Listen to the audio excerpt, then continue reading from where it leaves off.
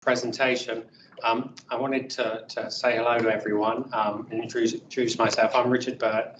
I'm the chair of, or co-coordinator of W89, which is the Education in the Built Environment Working Group.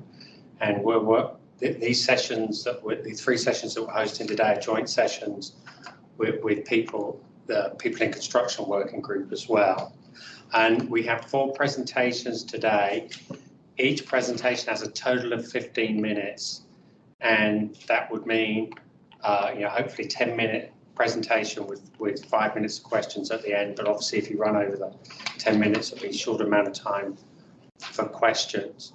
I'll try and keep the introductions as brief as possible to give the presenters as much time to present. So the first paper is called Investigating into the Causes of Prevention of Mental Illness Among Construction Workers, Analysis of Case Studies, and presenters Robert S.A.K.A., who's a senior lecturer at Western Sydney University. It's not working. Do you want to use this one? No, the pointer. Oh, okay. We'll put that on the other panel. It should work. Yeah. If I can click forward for you if you want. Okay, that's okay. Just have the next slide. Yeah. Okay. Yeah. Thank you, everyone. Thank you for introducing me. My name is Robert. I'm a senior lecturer at School of Engineering, Built Environments, Western Sydney University. And this paper is actually one of the research outcomes of one of my master's students. He couldn't come to present, so I have to present on his behalf. And I collaborated with Chukuma, who is in the University of Alabama. Can you just hold there and talk? Okay, yeah. Sorry. Yeah. Okay, so sorry, maybe I have to repeat myself again. My name is Robert. I'm a senior lecturer at Western Sydney University, and this paper is an outcome from one of my master's students' research study.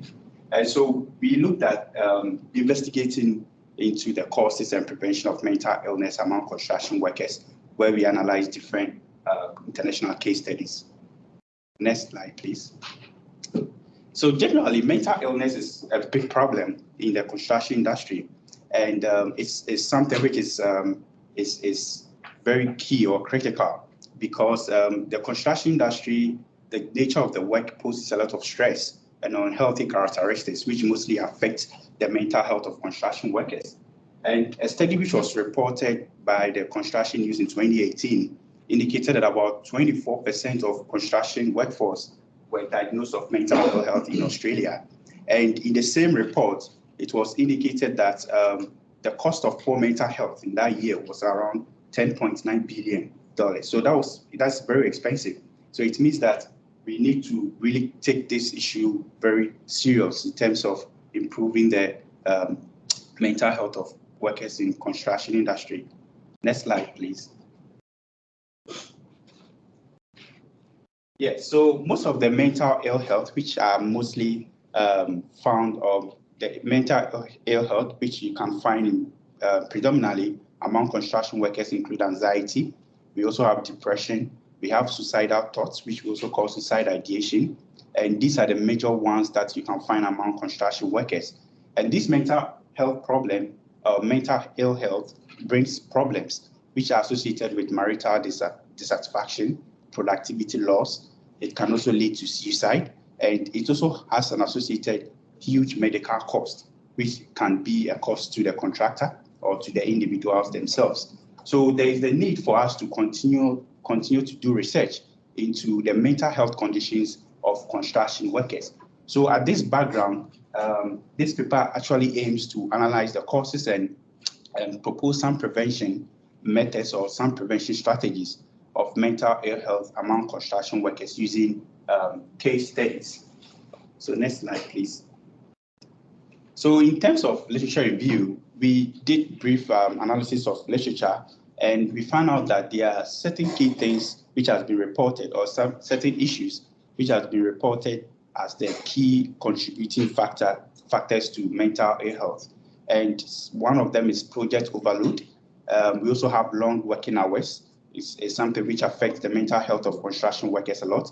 We also have role ambiguity. That is when the roles and responsibilities of workers are not properly defined. It causes a stress, and that leads to poor mental health. We also have poor communication on construction site. That is also something that can affect mental health.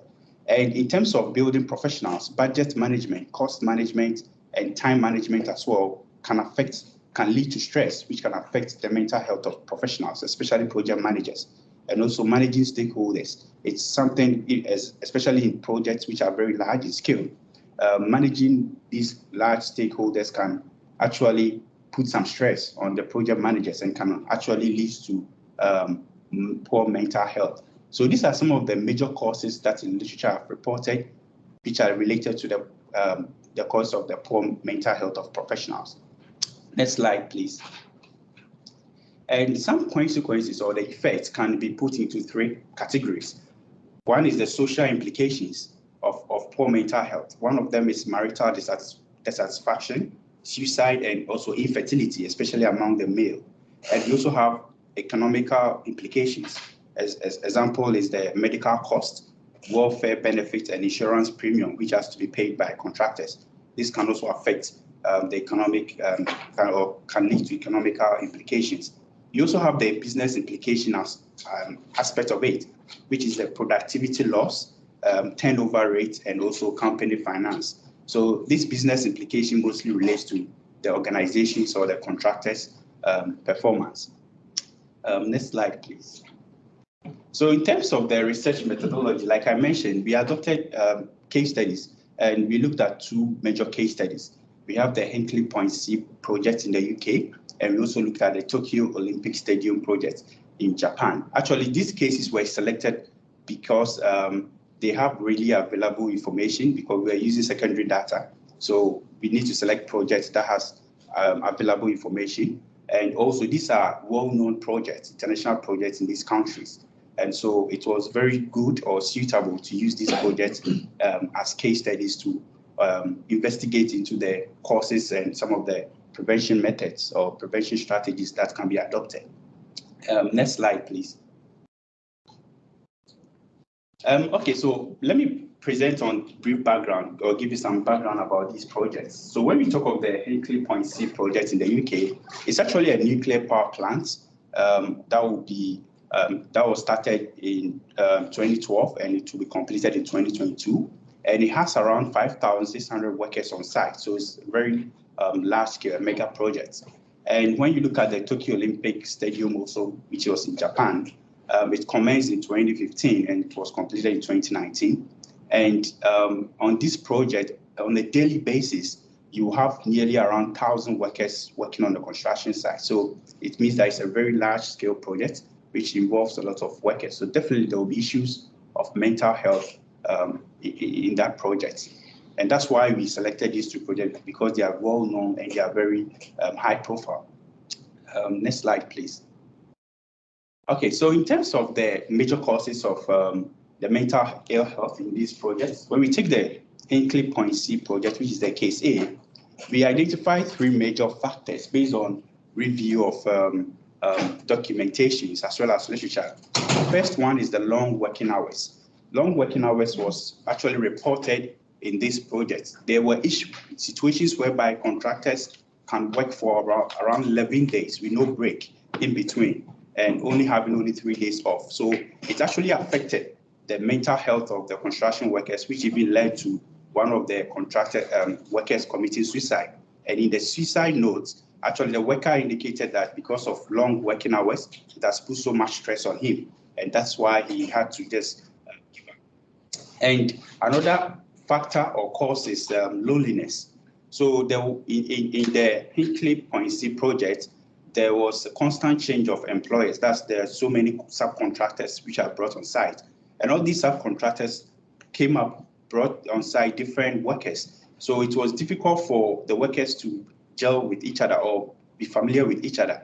So in this case, there was kind of isolation among construction workers. They were not able to collaborate with each other and share ideas or emotions, and which is very, very important in terms of improving the mental health of workers. You need to relate with people or collaborate with people so that you can express your emotions or your thoughts. And so most of the contractors or most of the construction workers felt isolated and they felt lonely, and that was something that posed some stress and anxiety on them. So loneliness was one of the things that was recorded in the project, and also relationship breakdown.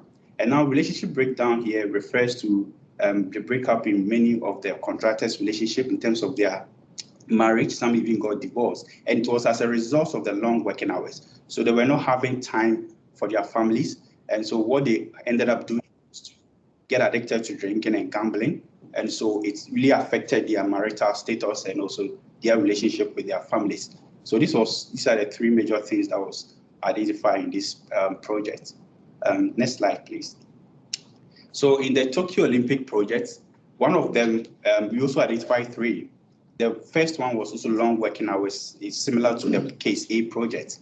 There was the contractors worked, or the construction workers worked for about 190 hours overtime in 1 month, and that was so extreme, and it's really actually affected their ability to concentrate. And also there was extreme work pressure because they needed to complete the project for the Olympic Games. There was so much pressure on the workers. So the fatigue is something that was the resultant of this extreme work pressure. And there was also lack of social support. The contractors actually did not put in place measures to support or provide counseling to construction workers when they go through stress or anxiety. So that actually affected most of the construction workers. And it was one of the suicide cases that was reported in this case, in this project. Actually, the worker indicated that he had no support or he had no counseling. So he was overwhelmed with the situation he was going through, and that's why he has to commit suicide. So these are some of the major factors we identified from Case B. Next slide, please. Okay, so after going through all these causes, some of the major preventive strategies or measures that we proposed based on the review that we conducted is one point is to provide antidepressant treatment for construction workers.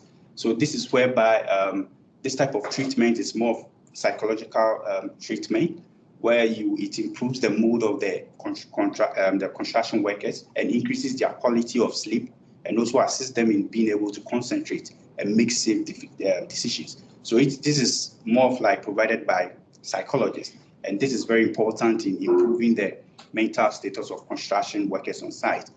And also one of the measures that contractors can take into place or put into place is increasing the workplace well-being. That is improving socialization and friendship among construction workers on site. So there could be some social gatherings or maybe a barbecue or something on construction sites organized for the workers alone, and that helps them to collaborate with each other and make friends, and so that they don't feel lonely or isolated on construction site. And also providing immediate social and counseling support is very important.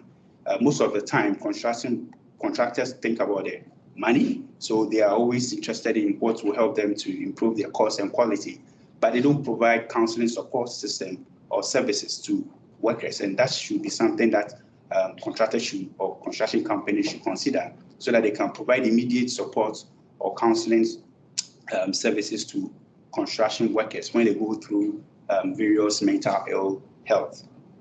Next slide, please.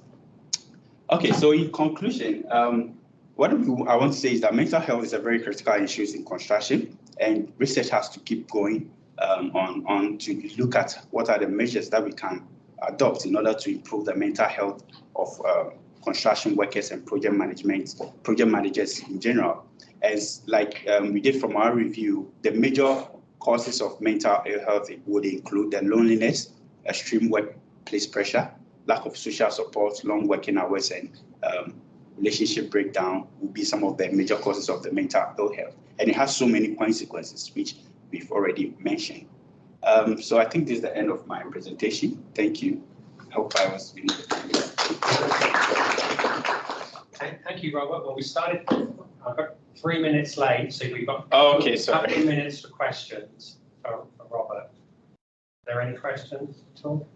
Yeah. So, quick question. One of the things that's causing a lot of stress is it seems like a lot of the management of the job site, they've gotten behind, they're pushing their due dates. Yeah. Is there any look at trying to improve the workplace environment through better management of the project or more realistic management of the project? Yeah, that's very true. In terms of the management, sometimes there's tight schedule of construction work or probably cost management can actually pose stress. So in one of my students who is doing his PhD on mental health, we are looking at mental health project managers.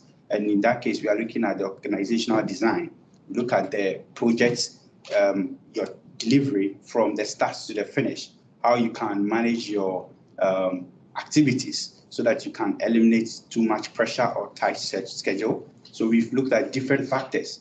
Well, we use the PESTEL concept, the political, economic, social, technological, so that we can holistically look at how organizations can actually improve their delivery of projects so that they don't end up putting pressure on innocent construction workers, that's what I would say, so that it doesn't really lead to stress, which causes people shouldn't die because of work.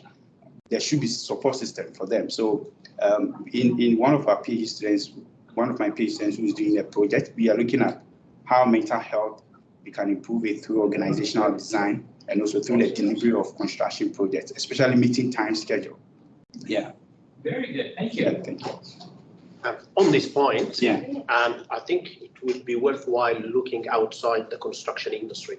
So if you look at oil and gas industry, Yeah. where the workers stay on oil platform somewhere in the middle of the ocean for 60 days before they go and see their families, no internet as such, no Yes. social, see what this type of industry offers to give that support, Yeah. and then you see what can be adapted to construction. Yeah, that's a very good point.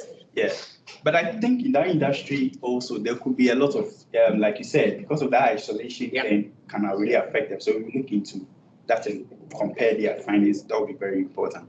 Yeah. Can I just ask, it seems like you are sort of looking at construction workers and management. Yeah. You have chance to analyze them separately and see whether the causes are common or there's something. Yes, actually, in the literature, there have been a lot of work on construction workers. I wouldn't, I'll be frank with that. A lot of studies have looked into stress of construction workers, and we realized that there is a difference because of the roles differences. Construction workers are on the site. Project managers are mostly dealing with the administrative aspect. So we realized that there's a difference when it comes to the courses. So you need to take them separate and look at them. And that's why in the PhD, my PhD who is doing the mental health, we only looked at project managers. We are not looking at construction workers because many studies have done on construction workers reporting their stress. So what people think project managers don't go through stress. In fact, they do a lot. During the COVID pandemic, it's been shown that project managers have been going through stress a lot. So we are now focusing on the project managers more and also the architectural designers as well, because there have been many studies on construction workers in the past. Yeah. So that's a very good point. Okay. Okay. Thank you. Okay, I'm going to make an executive decision. Yep. I'm going to make an executive decision because we have to find an next presentation, and Brian has got his up there. So can we have Brian have his presentation? So sorry for folks online, we're just going to shift the order around because we're having a little bit of a problem trying to find courses. So the next presentation is on the development of an introductory course in design phase management for construction. It's presented by Brian Hubbard, who I must say is an old friend of mine from Purdue University, who I understand might be a professor soon. It's official now. Officially. Official, it is official, yeah, thank you. At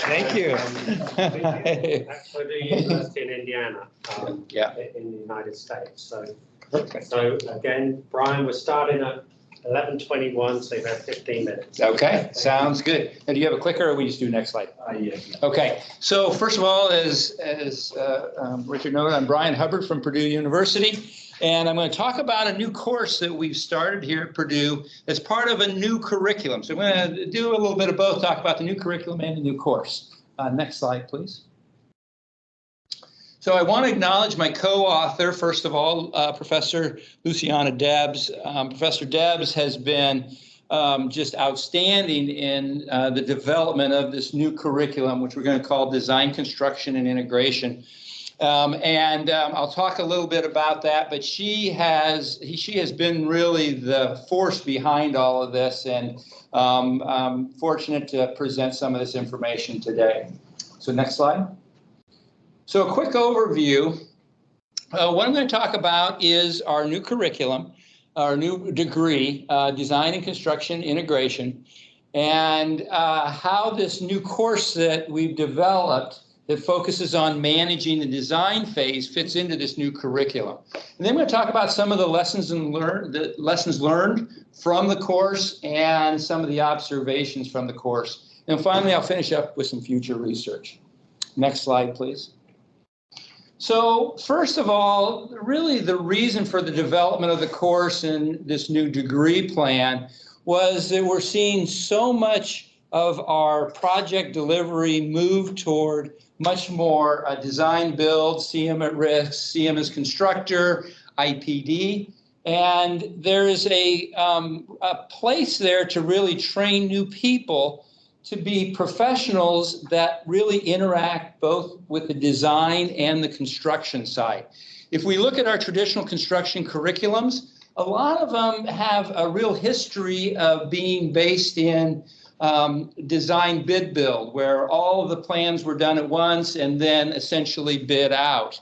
Where we're seeing a lot less of that work, especially in the private industry space, and some need for expertise to be able to manage both the design and the construction phase in this preliminary phase of the project. Next slide, please.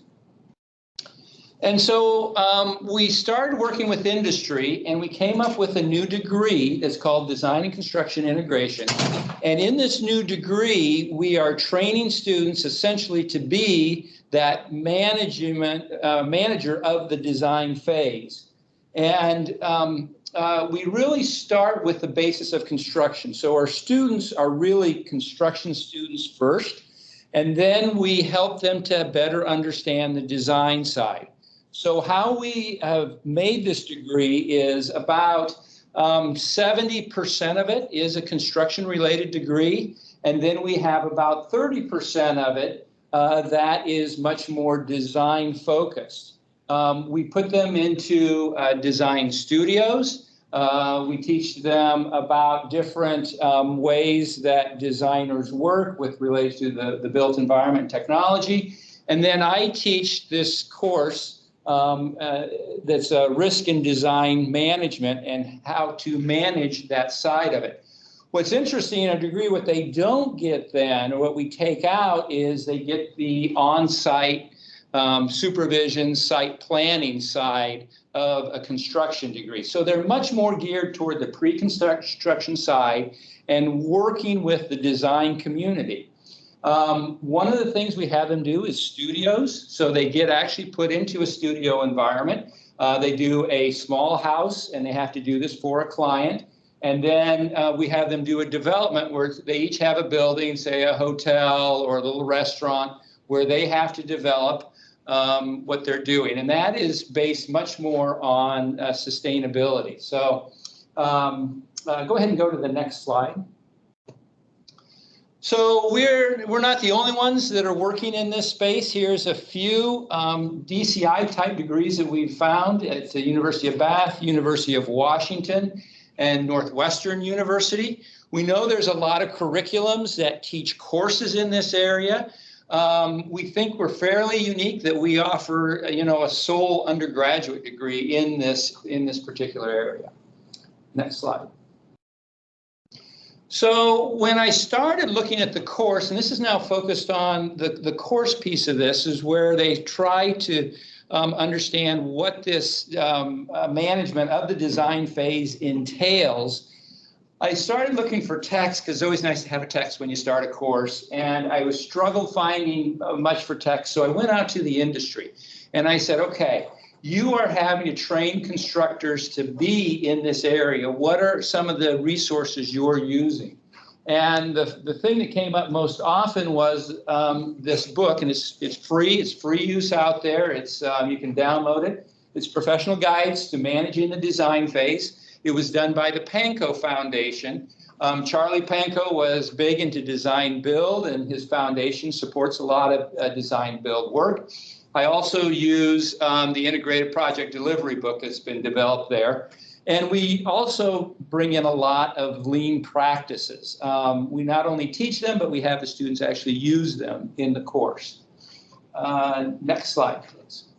So if you look at kind of the course information, you will see as you go through these modules, it is really based on the book. If you look through the chapters, and go ahead and click once for me there, and I'll click through some of the ones that I want to highlight. I think this will work, maybe not. Yep, there we go. So one of the things I want to highlight is we do a lot of financing. I'm going to talk about that in a little bit, but financing is been something that the students really didn't understand that well, and something that when you're working in that phase, you have to understand. Go ahead and click again. I mentioned lean principles. We cover that extensively. Next slide. We bring in a lot of technology, so a lot of the virtual reality, the sustainable types of things in the BIM side, and the next one. And then finally, it culminates in student project presentations, where in this case, the presentations really are a culmination of all the work they've done through the course. Okay, so next slide. So what I really want to talk about then, as far as that project, because that really defines the course, is how we kind of set that up. We get a project from industry that's in the very early stages. There's typically some schematic drawings. There's typically a site plan. And as far as programming, there's typically meeting information minutes. So there's a lot of information for the students to digest. And they essentially work through the process of doing some preliminary design and development for construction. How much time do I have? I kind of lost track there. 6 minutes. About 6 minutes. Okay, good.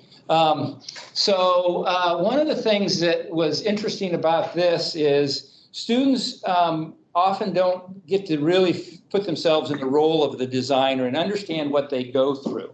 One of the unique projects we gave them was a church. And it was interesting. It was about the right size, and I thought it'd be a good thing for the class. And the first thing that the students really struggled with was I had to define who the stakeholders were. Where typically you can define who an owner is. But with a church, it becomes very difficult. You have the parishioners, you have the pastor, you have the elders, you have people that are above it. And so they really struggled to even understand who the owners were. And then when we got into the meeting minutes, there was so much information, so many people providing input, because there's so many people involved with this project that they really had a lot of sympathy for the designer. And that's one of the things we're really trying to create is these construction students need to have a lot of empathy for the design community and understand how it works. Okay, next slide. So some of the things we do in the project, we have them define the structural system. So it's early enough in the project, whether it's going to be wood, steel, concrete, tilt-up construction, modularization, they have to do that and come up with different ways to come up with reasoning why they do that and do the risk management plan for them. We have them do value stream mapping, which is part of lean principles. And so they have to show how the process they're going to work through and how they can improve that. And throughout the semester, they work through iterations of that design process, showing where they could have done things better, very, very lean focused. And then they present material to faculty and industry partners. For those in academics, know that when you have students present in front of industry, they actually really put a lot of effort into the whole process, much more than if you're just presenting to the faculty. Next slide. Here's just a quick example, some of the lessons or some of the work examples of our risk management plan and our value stream mapping. Next slide. So what did we learn from this first initial course? First of all, the PANCO Foundation book was outstanding for us to use. It really provided good guidance how to work through it. The book is written for professionals, by professionals. So it's a fairly easy read, and we were able to glean a lot of real world information from it. We started this course and we had very high hopes. We had a lot of things we were going to do with both triple Ps and modularizations. And we found out that that was difficult to implement because students didn't understand basic financing of a project. So we really had to drop the triple P and just go into, okay, this is how, you know, projects are financed. And it was good for them to learn how the money flows much earlier on in the project, something our construction students don't get as much. As I mentioned, we used a lot of lean principles. We really felt that contractor involvement was very important. We had contractors involved throughout the entire class from the beginning to the very end, and so they could provide input on what the students' work was doing. And then finally, the risk management portion of this course needs to be improved a little bit. We're finding that it's been difficult for students to kind of analyze the risk and actually put an amount of money associated with the risk. So we're working on that and working with industry to help improve that. Next slide. The one thing, though, we felt was very successful, and we feel this has been successful with the whole new degree of design and construction integration, is that students get a good appreciation for how design firms work. So when they're working with the designer, they understand, okay, this is how their services are contracted. This is how the designer makes money. This is how they set up their fees. And we really think that helped create a lot of understanding of how why those other people are making the decisions they're making. And I think just for constructors in general, I think it'd be very supportive for their to have a good understanding, okay, what is being essentially paid for by the designer. And the last slide, please. So future research, we are just graduating students. We've had one cohort out for a year. We've got a second cohort that just graduated. And so now we can truly get into some research where we do surveys of those students that are out in the field and surveys of their supervisors to figure out what we are missing and where things are at. These students, knock wood, we've all been able to get them jobs in the construction or design industry. Some of them are much more focused in design phase management than others, but all of them have that long-term goal to go into that. And I should note, and this is, I think, unique to maybe, more of the United States, but I did hear it in the keynote speech this morning. In the U.S., we have a lot of trouble getting women into our construction industry. And if you look at that picture, you'll see we have completely flipped the numbers with this new degree plan, which rather than, 20, 30% female, we're exactly the opposite now. So it's been a real boon, and that has helped our industry interest as well, because they know this degree plan has a lot of diversity in it. So that's all I've got. Thanks, Brian. Yeah. We probably have time for one quick question. Any questions? Yep, go for it. Like Dean said, like it was a bit complex. Like the primary pledge were to follow the design how they wanted it to be, considering the nature of project. We do not have been recommended at that stage to have board members appointed by each of the community church operationals, have board members who represent the client's interest from time to time, That's a very good point, and that's something we should do. We had kind of the industry person play that role, but I think it would be great to get those people into the class so they can let the students know, okay, no, this is not what I'm thinking at all. This is what's important to me. So, yeah, just versus just having it from the meeting minutes. Very good suggestion. Yeah. All right. Thank you, Brian. Thank you. Only one. At what stage in the program? At what stage in the program you introduce this course? This course is done typically at the junior or senior level. We've done it in the past 2 years, been a junior, and we're shifting it to the senior year. Yeah, very good question. Okay, our next presenter is Anak, and I'll let her give her full name because it's very, very complicated. She is at Udayana University, which is in Bali, lovely Bali in Indonesia. And her presentation is the competencies of Indonesian workforce in facing liberalisation. I think it's on you. I think you just sort of put it in your lapel. Yes. Okay, just hold it. Yeah. There you go.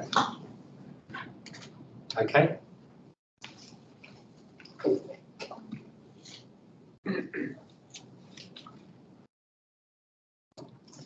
Can I start? Yes, go ahead. Okay. I'll do the clicking. Pardon? I'll do the clicking. Oh, you click. Okay. Thank you everybody for coming in this room. The title of my paper is Competence of Indonesian Workforce in Facing Liberalization. Next. This is me. Sorry. I'm Anak Agudia Paramidewi. Actually, I read with my colleague, Devi Bilal and Mbak Narsia. Next. Okay, this is the quotation. Follow from the template. It always seems impossible until it's done. From Nelson Mandela. Okay, next. Okay, this presentation will be outlined as follows from background, and then the existing condition of Indonesian workforce, and third one, approaches overcoming barriers, and fourth one, conclusion.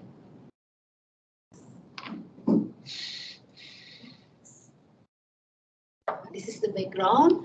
Actually, the quality of construction project is affected by the quality of workforce. It's include the ability and competence of workforce, and it can contribute to the success of construction project. The globalization has been part of world economy for decades recently. In Indonesian context, as a result of the globalization process, trade liberalization has become a part of business environment in the local business market. With the impact of globalization and liberalization, there are challenges that the local industry, especially construction industry, are facing. Recently, according to the Ministry of Public Works report, Indonesia is the first, is listed in the first place ASEAN in construction industry, construction market, and was placed in fourth place of Asia after China, Japan, and India. And then, therefore, liberalization impact to the increasingly competitive market, especially in the presence of foreign players. Therefore, Indonesia workforce needs to be prepared. Okay. This research paper aim is to review the existing literature review, to explore barriers to liberalization and approaches to improving the competent workforce in Indonesian construction industry.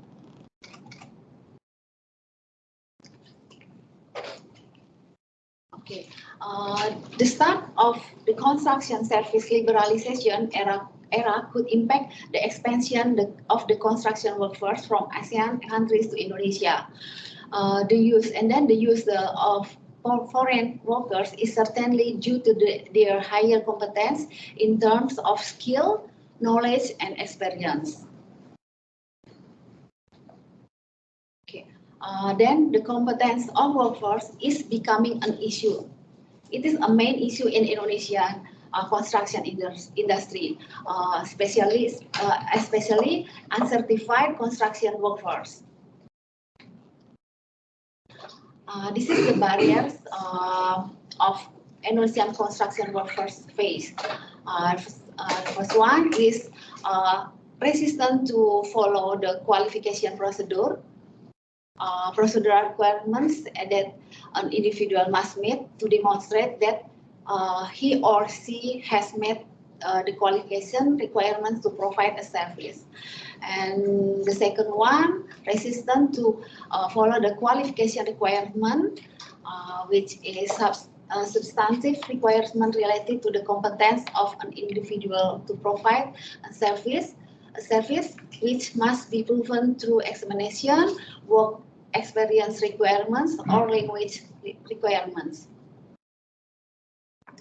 The third barrier is financial problem, because when some workers participate in the training to improve the skill, to improve the experience and knowledge, which from their place of origin are stopped during the training. And the fourth one, lack of awareness of the importance of having legal and academic competence. And the last, lack of international standard and certificate of expertise. This paper tried to propose approach to overcome the barriers. It must be from three aspects: from government, legal aspect, and other stakeholders.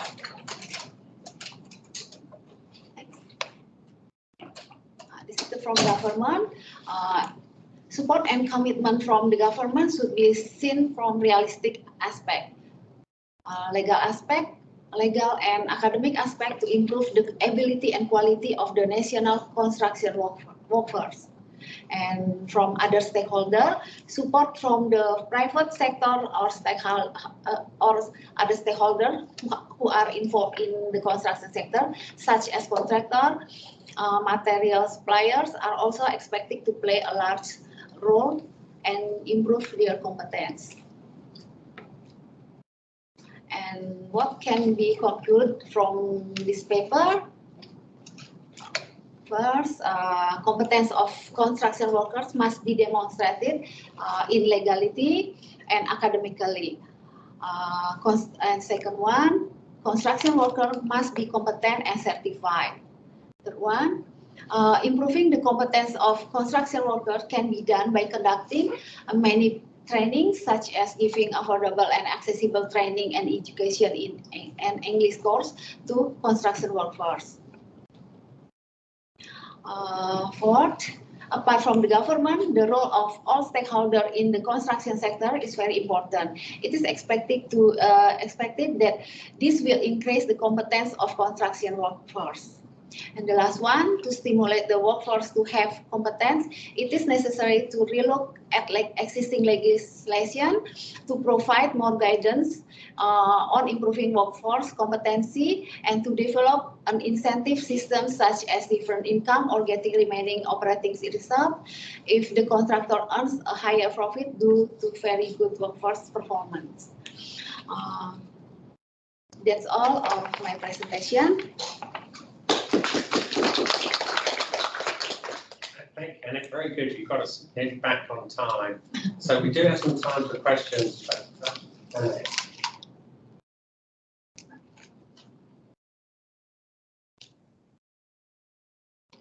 I have one. Is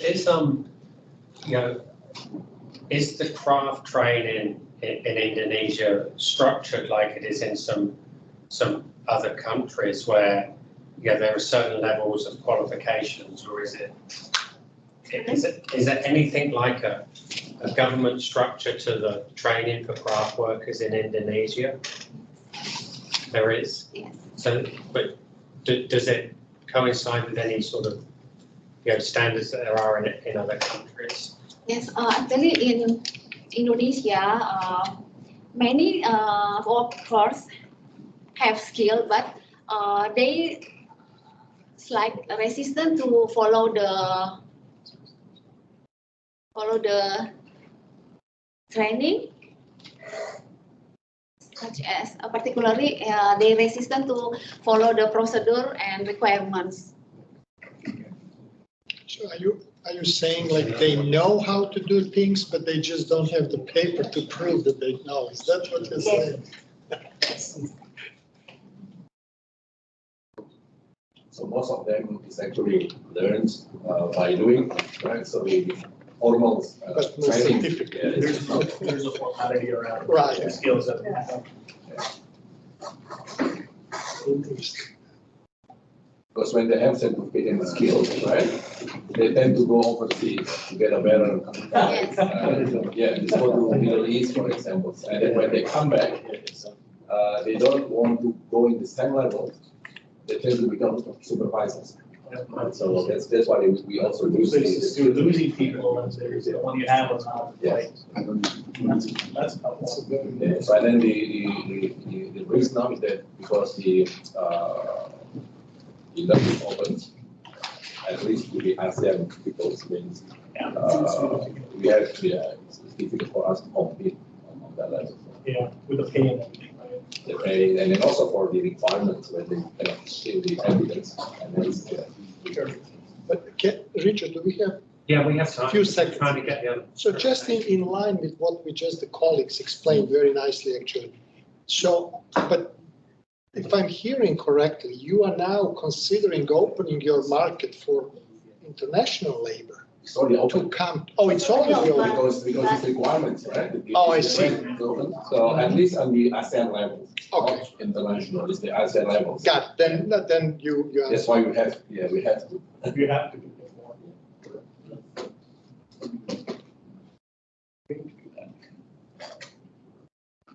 We have time for more questions. One more question. Yeah. I'm wondering who are the top foreign contractors in Indonesia? Top foreign contractors. Are they coming from China or Malaysia? The top contractor come from Japan. Japan because they actually bring the funding. So they Yes. want to create the governments. Most of them is providing like soft loan to governments. But now I think the last thing is China's companies also with the investment they bring their skills.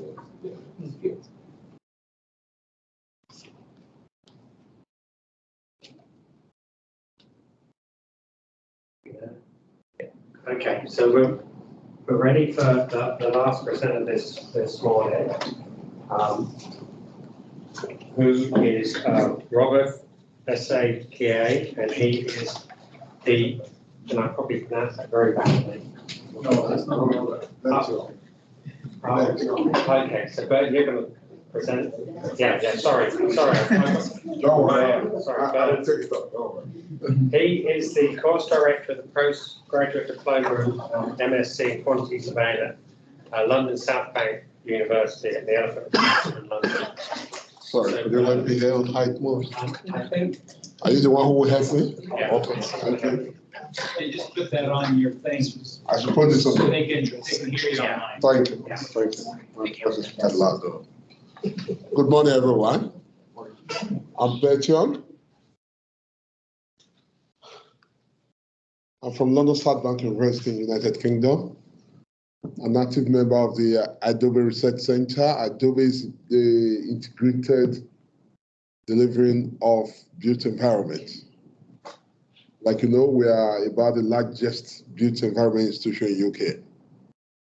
And as you already said, I'm the program leader for the postgraduate diploma and the master's in quantity surveying. I'll be presenting this morning to all of us about gender diversity in the UK construction industry. Next, please. Yes, those are authors of this paper, Raf Seydu, myself who is presenting, Charlotte, Daniel Fong, Jonathan, and Ukwisha. The lady sitting there is also one of us. We all came together. Next, please. The outline will be on the introduction, aims and objectives, literature review methodology, the analysis, findings and discussions, and then our conclusion on the paper. Next, please. The introduction. Construction is not an attractive prospect to most women. The industry is known for many years to seeing men on building sites wolf whistling at women who are passing by. We all know that. Jobs have been perceived only as site-based and very often with hazardous weather conditions. What's gender pay gap in the industry in UK? Male-dominated, while recognizing that the construction industry is suffering from its lack of diversity. Although presently there's a kind of commitment coming up among industry participants and the government in trying to promote inclusiveness and diversity. Next, please. The aim of this paper is to establish whether clients can influence gender diversity in the construction industry. If clients, the construction owners, could have any influence in promoting diversity. And with the objective of determining the current positions of inequalities in the construction industry and existing incentives and framework. Next, please. The literature review showed us, as illustrated here on the table, that the percentage of women in construction is quite low.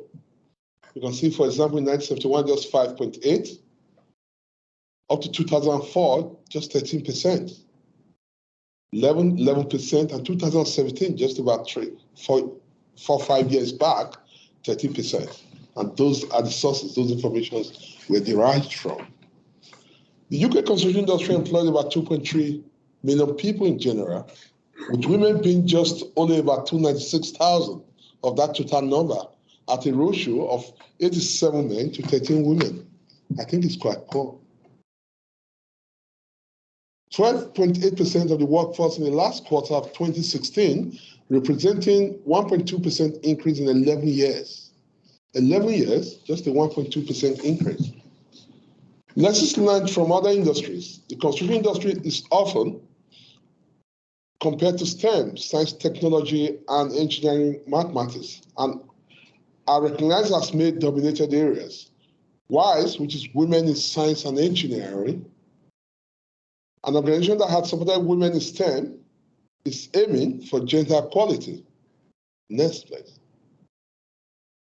Now, WISE had a 10% increase within 3 years, compared with the progression in the construction industry with 7.2% over a period of 40 years.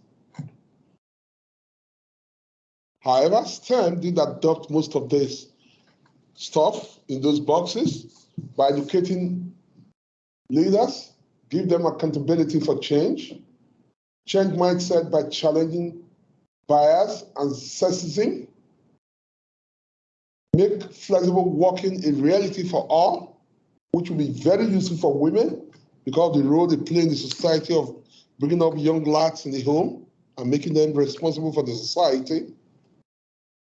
Sponsoring female talents, increasing transparency of opportunities for program, share learning and good practices, demonstrate that women would want to retain and develop themselves within construction.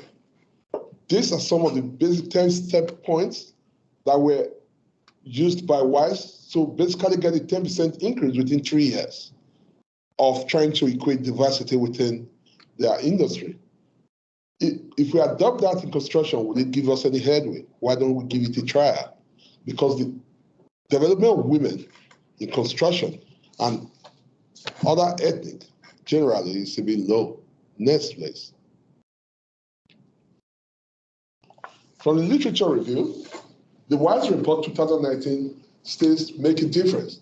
While women in STEM become innovators, stated that improving the ratio of women to men in STEM innovation by just 1% has the potential to increase company revenues in the sector by over 300 million per annum. That's a lot if women are incorporated into construction to become more active, just like the male counterparts.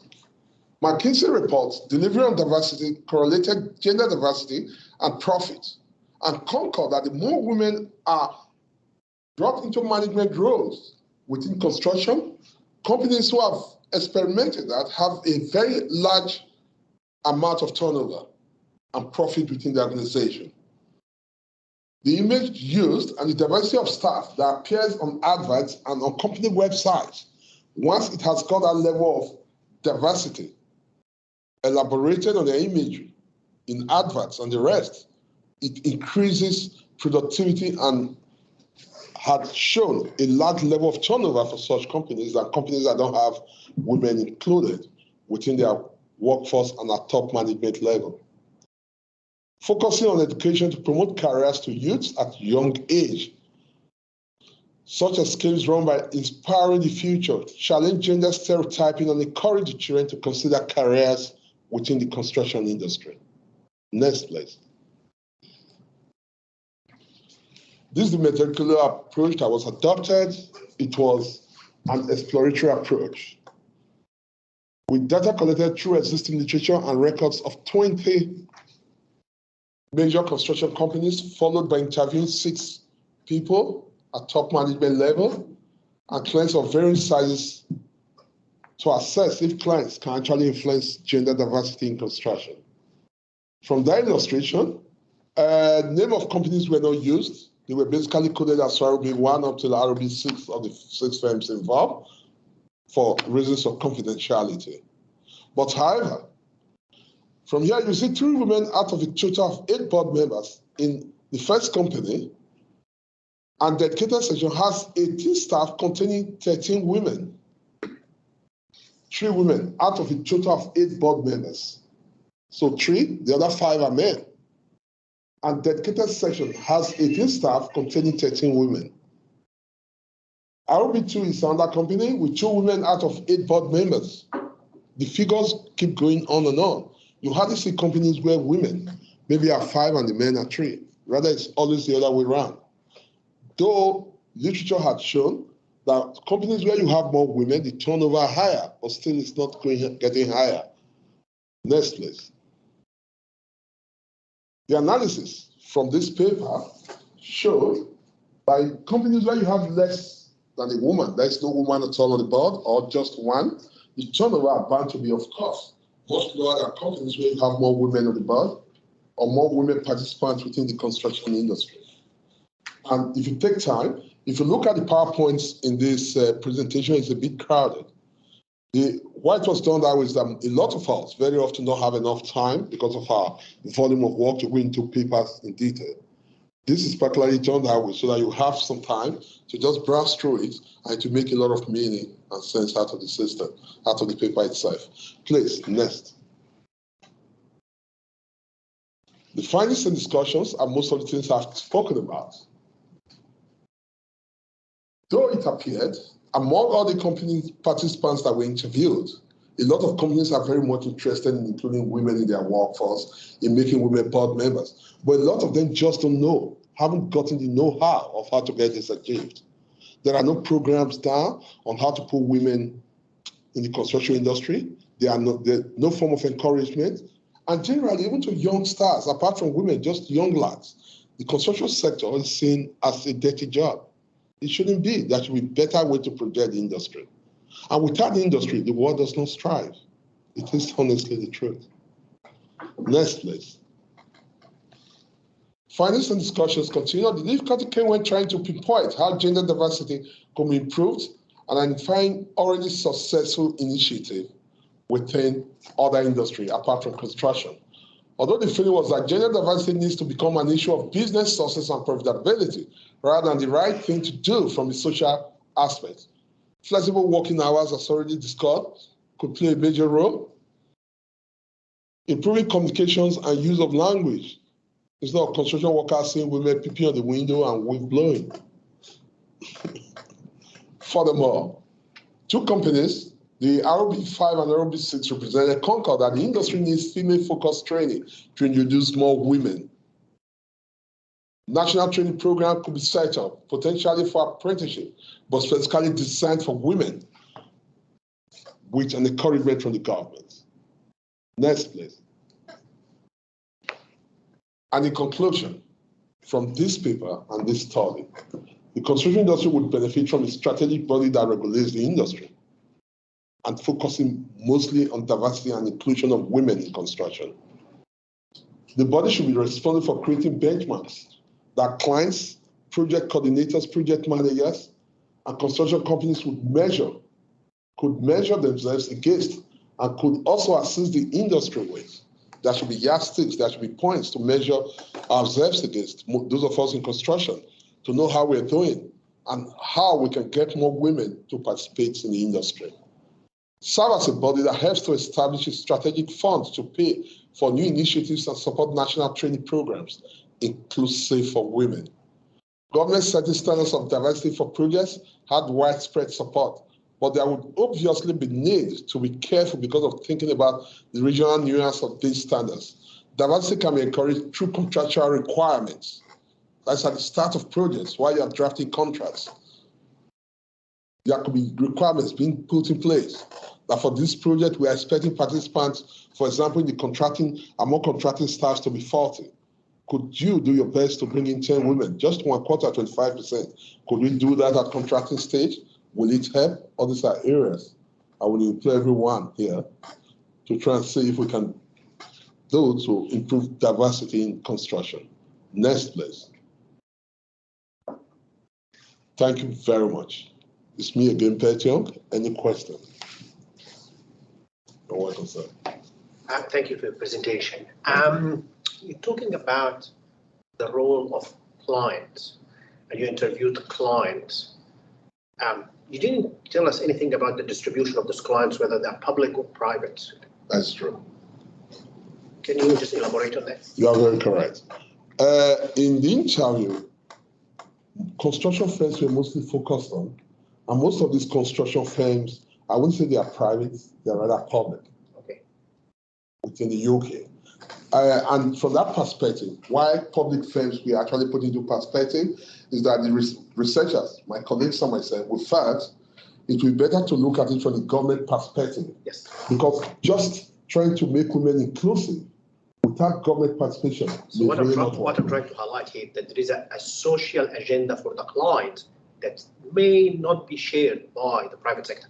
It will be difficult to be shared, like many other theories in construction. But I think with government participation, it will be encouraged. I was impressed with the 10% increase in 3 years. But it's usually impressive when you start from a low base. Okay. The question is, and the challenge is, how sustainable is that growth? Yeah, you are very right. It is. And if the government is not going to participate, having a head up will be difficult. Because you discover that construction generally is an industry, apart from women, it's not an industry that encourages young lads. I would tell you, give a typical scenario with myself. As a young lad growing up, parents want me to be a doctor. I knew I wouldn't be a doctor because I wasn't good in biology and chemistry.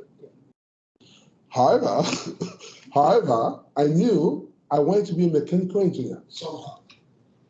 Well, I started a course of mechanical engineering, and the first practical lesson, I went for damaged my hand. So I ran away straight away. And someone then told me about quantity surveying. It was quite interesting. And I said, why not jump at it? And when I started quantity surveying, still as a young QS going to sites, seeing construction workers and all their effort, I was still a bit skeptical. Is this the industry I want to belong? And this was me who grew up in a home where my father was a soldier, a colonel in the army. And naturally, kids of soldiers are kind of, in my society where I came from, originally Nigeria, soldiers' children and our upbringing were seen as being tough. But even at this point, I was getting still a little bit scared. Is this really what I want to do? In the classroom, I was good. But practically on site, when I see the concrete, the bricks, I feel, is this what I want to do? So it took a lot of time. But I think government really have to come in to encourage young lives and encourage women. Let everyone know that construction is not really a dirty industry, because you discover that in construction, in one of those slides, you discover that in a construction firm, among those who interviewed, where women are about 3 out of 8 among board members, those women either head of finances or head of HR. We didn't find any that was head of construction. So government encouragement will really be useful, as you suggested. Thank you. Sorry. Further queries? Any other questions? I realize. Maybe just quick comments. Please. But in the end, and I'm a father of 3 daughters, so I don't want to be misunderstood. But in the end, it's also up to the choice and selection. If you take Scandinavian countries, they have probably the most advanced in terms of encouraging female members of the society to be whatever they want. Yes. Still, very few choose construction. I mean, the bottom line is nursing is always going to be much, much more popular among women than construction. Yes. My point being, you know, shooting for 50-50 or whatever might be the ratio is just not going to work in construction, in my opinion, no matter what we do. You are very right. To be honest, even while writing on this paper, it's the same feeling. 50-50 is too high an estimate in the next 20 years. If we can achieve 25%, just 1/4 of women to 3/4 of men, it would be good. We are not even near there as of now. It was 87 to 13. If we can have 25 to 75, trust me, it will be good. Construction, like I told you, you go and train in the morning, for example, in the United Kingdom, I don't know how it works in Australia. You see gentlemen on suit and tie, ladies on suit and tie, and you see this guy come in the train with their painting dress or their bricklaying dress, and everybody's shifting away. We don't really need to, because they are part of us. Without them, the offices we are going to will not work. It will not be constructed. Recently, I gave my students at school, in uni, a project, and this project was, I just gave them a simple question, and I told them I needed 10,000 watts. Being a nurse, being a doctor, as a skill, as a profession, is more important than being a construction worker. Argue it and come from any angle. More than 85% of them argued in favor of being a doctor or a nurse. Then, when I had a workshop with them, I brought them to the idea of, look, without construction, you see the helicopter flying, max speed to the highway, autobahn, there's an accident. They want to lift somebody to the hospital. That person gets to the hospital, the doctors want to start an operation, light is off. What happens? The person will die. So the electrician is important. Bricklaying, the place is not well painted. So many issues came up in that symposium. And the students came to realize, oh, it means our profession is important. A lot of people don't understand what we do. I find it very difficult to see numbers or targets, whether we agree with these targets or not, but they set the agenda for genuine improvement. There's a big difference between you put a target and say 20 years we need 50-50. Yes. I don't advocate that at all, because it defeats the purpose of why you're doing it. It should be something that's gradual, targeting the right, sending the right message at the right targets, you know what I mean? And let it go normal pace. You know what I mean? Otherwise, when you have administrators, talk about administrator in general. I used to be dean of engineering, and people will come to me and say, in your classes, the ratio of female students to male students is 20 to 80. What you're going to do about it? In the first restructure, I got the environmentalists into my school, made it 50-50. Nobody pushed me. But that was artificial restructuring that made my KPIs looks good. But it doesn't reflect reality. Because of exactly, and that's where the challenge. So we had a project, if you don't mind, guys, I'll share this with you very quickly. Where I come from, Queensland, Australia, we had a very interesting project 2 years ago. A residential house that's going to be built by women only, from every single thing you can imagine. Architects, engineers, builders, bricklayers, plumbers, all that, and everybody went and took photos and interviewed the people and that.